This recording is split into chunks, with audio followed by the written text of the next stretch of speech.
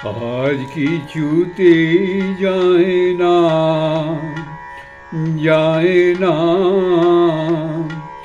যায় না মনের ভার। আজ কিছুতেই যায় না, যায় না, যায় না মনের ভার। দিনের আকাশ মেঘে অন্ধকার, হায় রে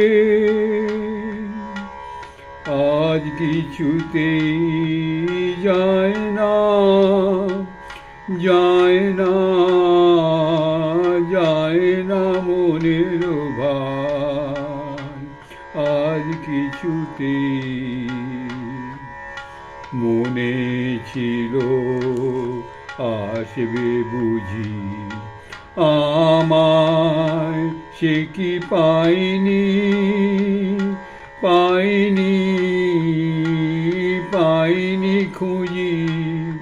না বলা তার কথা খানি জাগায় হাহাকার, হাহাকার। আজ কিছুতেই যায় না,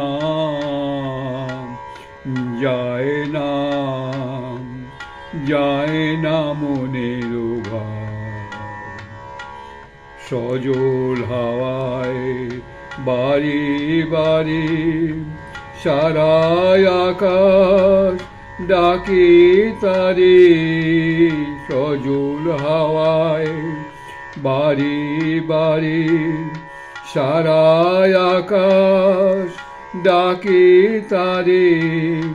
বাদল দিনে দীর্ঘ শ্বাসে জানায় আমায় ফিরবে না, ফিরবে না, ফিরবে না সে।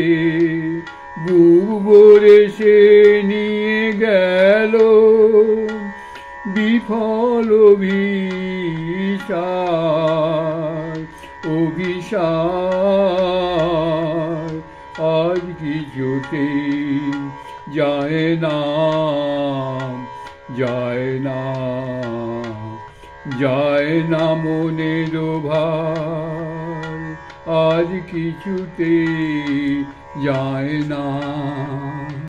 এবার স্বামীজি লিখছেন মিসেস হেলকে, আচ্ছা, কেয়ার অফ ডাক্তার E Guernsey, Fishkill Landing, NY, জুলাই 1894। মা, কাল এখানে এসেছি, কয়েকদিন থাকবো। মিশনারি হেল্প মানে ওই হেল্প ভগ্নীদের মা আর কি। মা, কাল এখানে এসেছি, কয়েকদিন থাকবো। নিউ ইয়র্কে আপনার এক পত্র পেয়েছিলাম, কিন্তু ইন্টিরিয়ার পাইনি। তাতেই খুশি হয়েছি, কারণ আমি এখনও নিখুঁত হইনি। আর প্রেসবিটেরিয়ান ধর্মযাজকদের, বিশেষত ইন্টিরিয়ারদের আমার প্রতি যে নিঃস্বার্থ ভালোবাসা, তা জেনে পাছে এই প্রেমিক খ্রিশ্চান মহোদয়গণের উপর আমার বিদ্বেষ উদ্বুদ্ধ হয়, এই জন্য তফাতেই থাকতে চাই। আমাদের ধর্মের শিক্ষা ক্রোধ সঙ্গত সমর্থনযোগ্য হলেও মহাপাপ। নিজ নিজ ধর্মই অনুসরণীয়। সাধারণ ও ধর্ম সংক্রান্ত ভেদে ক্রোধ, হত্যা, অপবাদ প্রভৃতির মধ্যে কোনো তফাৎ করতে পারি না, শত চেষ্টা সত্ত্বেও। এই সূক্ষ্ম নৈতিক পার্থক্যবোধ যেন আমার স্বজাতীয়গণের মধ্যে কখনো প্রবেশ না করে। ঠাট্টা থাক, শুনুন মাদার চার্চ, আপনাকে বলছি, এরা যে কপট, ভণ্ড, স্বার্থ ও প্রতিষ্ঠাপ্রিয়, তা বেশ স্পষ্ট দেখে আমি এদের উন্মত্ত আস্ফোরণ মোটেই গ্রাহ্য করি না। ওই যে প্রেসবিটেরিয়ান আর ইন্টিরিয়ার, এরা ঠাট্টা ছেড়ে আমি এবার সত্যি কথা বলছি, এরা যে কপট, ভণ্ড, স্বার্থ, প্রতিষ্ঠাপ্রিয়, তা বেশ স্পষ্ট দেখে আমি এদের উন্মত্ত আস্ফোরণ মোটেই গ্রাহ্য করি না। এইবার এইবার ছবির কথা বলি। প্রথমে মেয়েরা কয়েকটি আনে, তারপর আপনি কয়েক কপি আনেন। আপনি তো জানেন মোট 50 কপি দেওয়ার কথা। এ বিষয়ে ভগিনী ইসাবেল আমার চেয়ে বেশি জানেন। আপনি ও ফাদার পোপ আমার আন্তরিক শ্রদ্ধা প্রীতি জানবেন। এটি আপনাদের বিবেকানন্দ। পুনঃ গরম কেমন উপভোগ করছেন? এখানকার তাপ আমাদের বেশ সহ্য হচ্ছে। সমুদ্র তীরে সুয়ামস্কটে যাবার নিমন্ত্রণ জানিয়েছেন এক অতি ধনী মহিলা। গত শীতে নিউ ইয়র্কে এর সঙ্গে আলাপ হয়। ধন্যবাদ সহ প্রত্যাখ্যান জানিয়েছি। এদেশে আরও আতিথ্য গ্রহণ বিষয়ে আমি এখন খুব সতর্ক, বিশেষ করে ধনী লোকেদের। খুব ধনবানের আরও একটি নিমন্ত্রণ আসে, সেগুলিও প্রত্যাখ্যান করেছি। এতদিনে এদের কার্যকলাপ বেশ বুঝলাম। আন্তরিকতার জন্য ভগবান আপনাদের সকলকে আশীর্বাদ করুন। হায় জগতে আপনার স্নেহ, বিবেকানন্দ।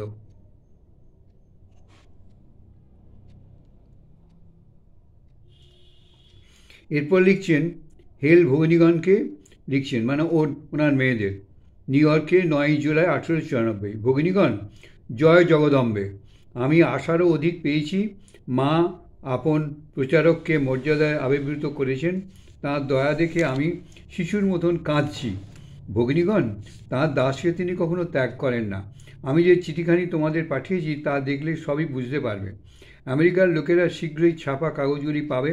পত্রে যাদের নাম আছে তারা আমাদের দেশের সেরা লোক। সভাপতি ছিলেন কলকাতার এক অভিজাত শ্রেষ্ঠ, অপর ব্যক্তি মহেশচন্দ্র ন্যায়রত্ন, কলকাতার সংস্কৃত কলেজের অধ্যক্ষ ও ভারতীয় ব্রাহ্মণ সমাজের শীর্ষস্থানীয়। তার এই মর্যাদা গভর্নমেন্টেরও অনুমোদিত। ভগিনীগণ, আমি কি পাষণ্ড?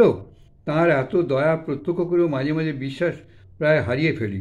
সর্বদা তিনি রক্ষা করছেন দেখেও মন কখনো কখনো বিষাদগ্রস্ত হয়। ভগিনীগণ, ভগবান একজন আছেন জানবে।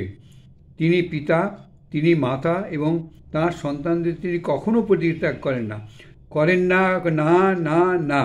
নানা রকম বিকৃত মতবাদ ছেড়ে ছুড়ে দিয়ে সরল শিশুর মতন তার শরণাগত হও। আমি আর লিখতেই পারছি না, মেয়েদের মতো কাঁদছি। জয় প্রভু, জয় ভগবান, তোমাদের স্নেহের বিবেকানন্দ। আহা, কি আবেগ নিয়ে সব যেসব চিঠি লিখেছেন দেখুন। আমি এইখানে শেষ করি, কারণ এর পরের চিঠি আলাসিংহাকে ও বিরাট চিঠি।